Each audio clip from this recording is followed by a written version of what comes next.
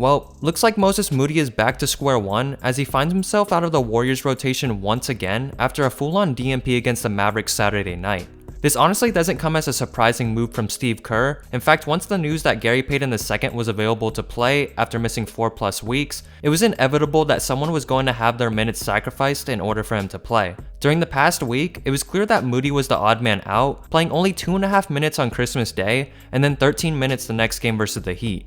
Looking at the whole situation, it's a real shame for a player of this maturity to keep being put in the same situation over and over again. With the amount of times this has happened, a Moses Moody cycle can be created where it starts with him playing well in the rotation, and then he gets benched even though he plays well, and then Steve Kerr is forced to play him due to another player getting hurt, and then with those minutes, Moody proves once again that he should be a part of the rotation. If it's starting to get tiresome from a fan's standpoint, I can't imagine how tiresome it's been for Moody himself. His energy and hustle on the boards and on defense is something he brings every night. Not to mention, he's currently tied at number 9 on total charges drawn in the NBA with 8. With his talent and how hard he plays every game, there should be no way he's getting DNPs.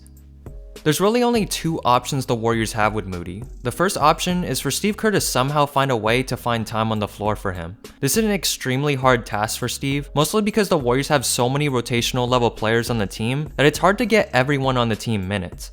I stated in my last video that the fact that Steve Kerr has so many options on who he can play is good for the team, as it creates a competitive environment for minutes, but I didn't consider that GP2 and Draymond weren't playing at the time. Now that at least GP2 is back, it makes minutes much more scarce. And to make things worse, when Draymond comes back, it will probably be Kuminga or Trayce Jackson-Davis who loses minutes. At least for the time being, with Draymond still out though, I think the only way for Steve Kerr to give Moody minutes is if he lowers Klay Thompson's minutes. With how well Brandon Podziemski and Kuminga have been playing, they are no doubt a lock for the rotation for the time being. And that leaves Klay as the main competitor for Moody minutes. I know that many Warriors fans in general have been frustrated with Klay's performance so far, especially with his most recent game where he only scored 3 points on 1 for 11 shooting.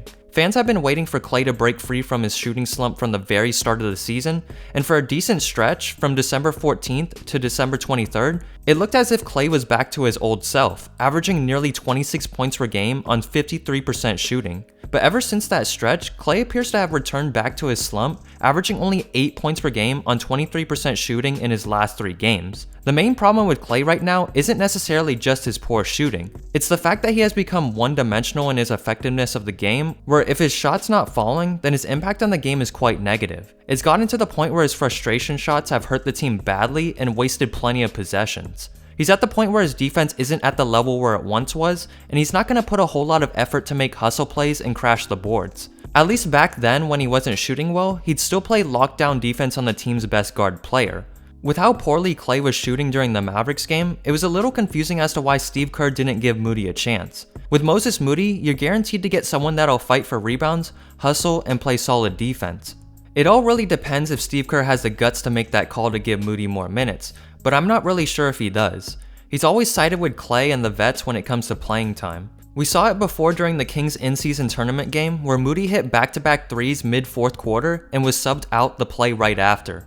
If Moody can't find quality minutes on this team, then maybe it's time to ship him out to a place where he'll actually be appreciated and get consistent rotational minutes. This leads us into the second option, which is to make a trade. This option probably won't happen until the trade deadline, so Steve Kerr will have a lot of time to decide what he wants to do with Moody. I think it's really a matter of waiting for Draymond to come back, seeing how the team does over a decent stretch of games, and then going from there. Draymond's comeback is also huge in deciding what other players lose minutes, and perhaps the Warriors can ship out Moody and another young player for some win-now pieces. I'm not going to speculate a lot, but 2 teams I would look for possible trades are the Raptors and Bulls. They are 2 teams that are very likely to be selling during the trade deadline. I know Pascal Siakam's name has popped up plenty of times, but maybe the Warriors can somehow snag Alex Caruso off the Bulls by packaging Moody and some other pieces. You could also consider a third option where the Warriors keep Moody, wait until the offseason to see if they want to re-sign Klay back or not, and then make a decision on Moody based on what they do with Klay.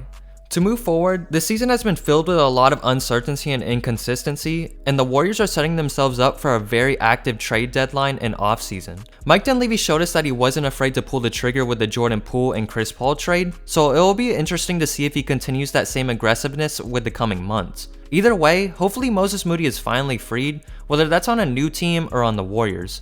You have to remember he's fighting for his second contract, so having the opportunity to play is so much more valuable to him than it is for someone like Klay or Wiggins.